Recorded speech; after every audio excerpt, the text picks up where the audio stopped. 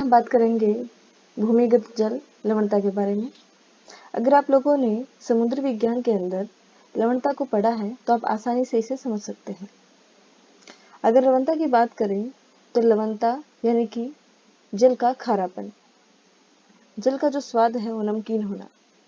अगर जल के अंदर नमक की मात्रा ज़्यादा होती है या नमक की मात्रा ज़्यादा पाई जाती है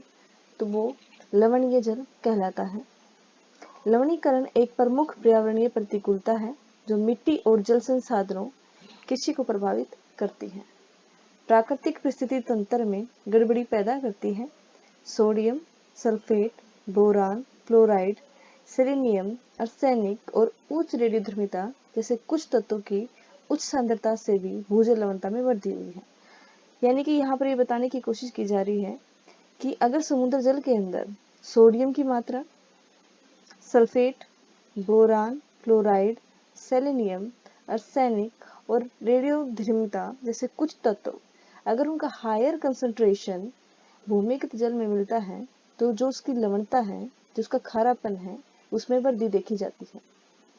लवणता एक विश्वव्यापी समस्या है। अगर आज हम किसी समस्या के बारे में बात करें, भूमिगत जल की जो समस्याएं हैं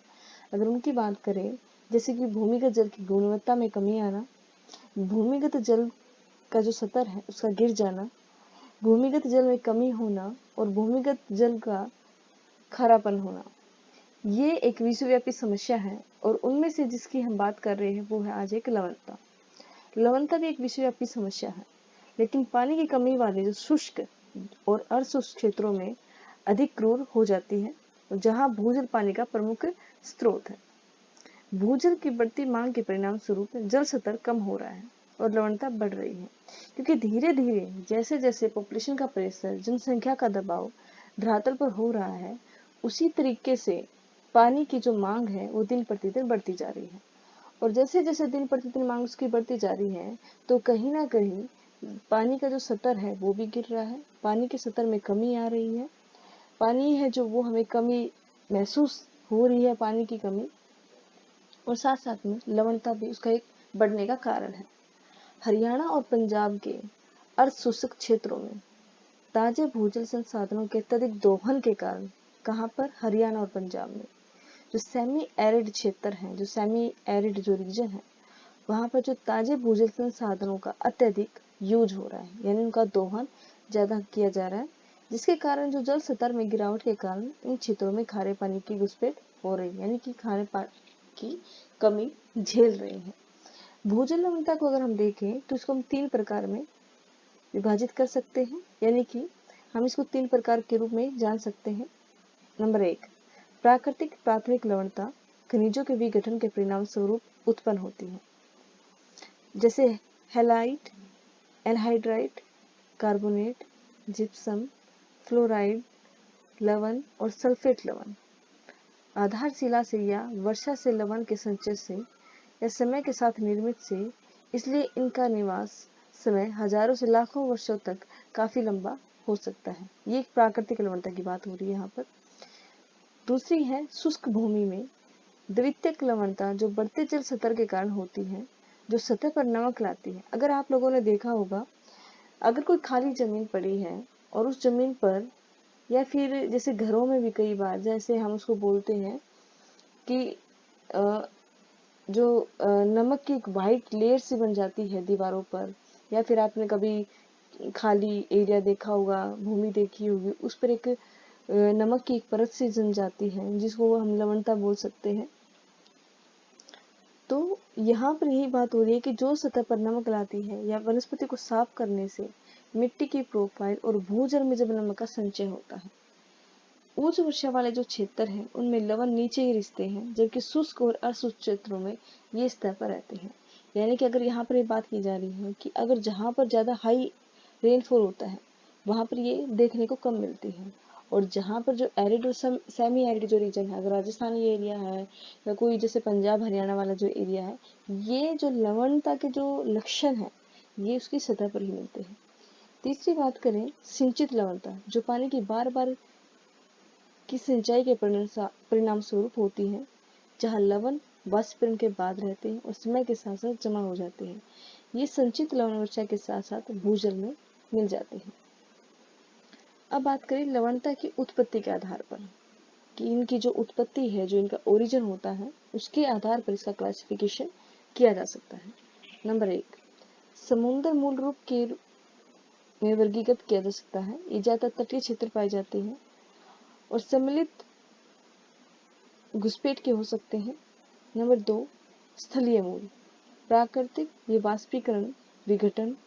और गहराई पर अर्धपारगम्य परतें या नमक छानने वाली झीलें हो सकती है। स्थलीय उत्पत्ति मानव जनित, सिंचाई, प्रदूषित भूजल, मिश्रित मूल, ये उपरोक्त किसी भी वर्ग का मिश्रण प्रभाव हो सकता है। मीठे पानी में खारे पानी का प्रवेश एक गंभीर चिंता का विषय है। अगर मीठे पानी में अगर कहीं पर किसी जमीन एरिया में अगर मीठा पानी निकल आता है और समय के साथ साथ उसमें अगर खारा पानी जैसा स्वाद आने लगे या खारा पानी निकलने लगे, तो वो एक कहीं ना कहीं बहुत ही गंभीर चिंता का विषय है, क्योंकि इससे न केवल हमारे मीठे पानी के संसाधनों का ह्रास होता है, बल्कि क्षेत्र की सामाजिक अर्थव्यवस्था को भी नुकसान होता है। भूजल रेजोलिथ के माध्यम से घुलनशील लवणों को जुटाता है और ले जाता है और ताजे पानी के साथ साथ मिल जाता है। और यहाँ पर ये भी चीजें बताई हैं कि घुसपैठ के लिए जिम्मेदार विभिन्न कारक, यानी कि इनमें अगर एक जो कमी आ रही है, इसके विभिन्न कारक है, जैसे भूवैज्ञानिक, इंडो गंगा बेसिन तलछटी क्षेत्र में या मौसम संबंधी जो प्रक्रियाएं होती हैं, जलवायु परिवर्तन प्रभाव की वजह से आदि, जैसे मौसम संबंधी चर को संशोधित करता है। समुद्र के स्तर में परिवर्तन के प्रभाव से वायुमंडलीय तापमान में वैश्विक वृद्धि का कारण बनता है, जिससे उच्च वाष्पीकरण होता है और जिससे समुद्री जल के जोखिम तेज हो रहे हैं। पुनर्भरण जल का उच्च खनिजीकरण, वाष्पीकृत उत्पादों का तीव्र निर्माण, कम गहन प्राकृतिक निसमता, प्राकृतिक आपदाएं जैसे सुनामी, भूकंप, संपीड़ित तलछट का समेकन, इनके अलावा मानव जनित कारक भी हैं, जैसे जल निकासी, सिंचाई, भूजल पंपिंग, अपशिष्ट या अपशिष्ट जल निपटान आदि। खारेपन के प्रभाव से यहाँ पर ये अगर मुख्य रूप से देखा जाए तो हम कह सकते हैं कि खारेपन के प्रभाव से जैसे पीने योग्य पानी की समस्या, विशेष रूप से सोडियम के कारण खराब मिट्टी की संरचना और कम पौधों की वृद्धि और उपज, बुनियादी ढांचे और पारिस्थितिक तंत्र को नुकसान, आजीविका की हानि, बेरोजगारी, प्रवास और खाद्य असुरक्षा जैसी सामाजिक आर्थिक समस्याएं हैं। ये जो अगर लवणता अगर मिलती है भूमिगत जल में, तो उसके प्रभाव देखने को मिलते हैं। सबसे पहले अगर यहाँ बात करें तो पानी है जो वो पीने योग्य नहीं रहेगा, उसके अंदर सोडियम की मात्रा इतनी हो जाएगी कि जो उपजाऊ मिट्टी है, उस उपजाऊ मिट्टी की उर्वर क्षमता जो है, उसकी जो उपजाऊ क्षमता है उसको वो बिल्कुल नष्ट कर देगा। पौधों की में जो वृद्धि है वो कम हो जाएगी, उपज न के बराबर होगी। जो हमारा इकोसिस्टम है, जो हमारा पारिस्थितिक तंत्र है, उसको नुकसान होगा, बेरोजगारी आएगी। और वहां से अगर जहाँ से खारा पानी हम कहते हैं ना कि जहाँ पर खारा पानी मिलता है वहां पर सेटलमेंट का वास ही नहीं होता है, वहां पर हमें प्रवास देखने को मिलेगा, खाद्य असुरक्षा जैसी समस्याएं उत्पन्न होने लगेंगी। इसलिए जलभृत भूजल आंदोलनों की समझ और लवणता के विस्तार की मात्रा को मापना बहुत ही महत्वपूर्ण हो जाता है। इनके लिए आवश्यक जानकारी पुनर्भरण का समय, लवणीकरण की समय सीमा, स्केल और इनपुट लवणता है। इन मापदंडों को मापने के लिए विभिन्न उपकरणों का पता लगाया जा सकता है और समस्थानिक खारे पानी की घुसपैठ के मुद्दों को हल करने, लवणता के स्रोतों की पहचान करने, असंतृप्त क्षेत्र से स्थानीय योगदान और वाष्पन के विघटन के मुद्दों को हल करने में महत्वपूर्ण भूमिका निभा सकते हैं। भूजल की लवणता दिन प्रतिदिन बढ़ती जा रही है, इसीलिए लवणता प्रभावित क्षेत्रों में जल संसाधन प्रबंधन की तत्काल आवश्यकता है। प्रबंधन के लिए निम्नलिखित जानकारी की आवश्यकता है। खारे पानी की गहराई, आकार आदि घटना की सूची तैयार करने के लिए क्षेत्र की जल भृत ज्यामिति यानी कि जियोमेट्री पता होना चाहिए एक्वाफायर की। भूजल की निगरानी जल सतह में उतार चढ़ाव का पता लगाने के लिए एक महत्वपूर्ण कदम है, जैसे ताजा भूजल एविफॉर्स में जल सतह में गिरावट, खारे पानी से प्रभावित क्षेत्रों में जल सतह में वृद्धि, इसके लिए निगरानी कुओं, पीजोमीटर का क्लस्टर स्थापित किया जा सकता है। खारे क्षेत्र का मानचित्र और उसके स्थानिक वितरण की जानकारी प्राप्त करने के लिए